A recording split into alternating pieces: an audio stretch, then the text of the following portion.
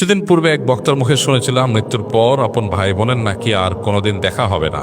আমার জানার বিষয় হচ্ছে এই কথাটি কতটুকু সত্য, আর যদি সত্য হয়েও থাকে তাহলে কেন? রাসূল সাল্লাল্লাহু আলাইহি ওয়াসাল্লাম তো বলেছেন যার সাথে যার মহব্বত তার সাথে তার কিয়ামত। প্রথম কথা হলো যে এটা সঠিক কথা না। যদি কোনো বক্তা বলেও থাকেন যে মানুষ মারা যাওয়ার পরে তার ভাই বোনের সাথে দেখা আর কোনোদিন হবে না, এটা আর সঠিক কথা না। কারণ কোরআন হাদিসে কোথাও এরকম কোনো কথা বলা হয়নি যে মানুষের মৃত্যুর পর আর প্রিয়জনের সাথে কখনো দেখা হবে না। বরং এর উল্টাটা আছে। আল্লাহ রাব্বুল আলামিন কোরআনে হাকিমের মধ্যে ইরশাদ করেছেন, যে ব্যক্তি ঈমান এনেছে এবং ওয়াত্তাবা'আতহুম যুররিয়্যাতুহুম, তার পরবর্তী বংশধর যাদেরকে সে রেখে গেছে পৃথিবীতে, তারা যদি তার অনুসরণ করে, অর্থাৎ তার ঈমান আমলের অনুসরণ করে, তাহলে আল্লাহ তাআলা বলেছেন যে তাদেরকে তাদের সাথে আল্লাহ তাআলা ইলহাক করে দিবেন, সংযুক্ত করে দিবেন।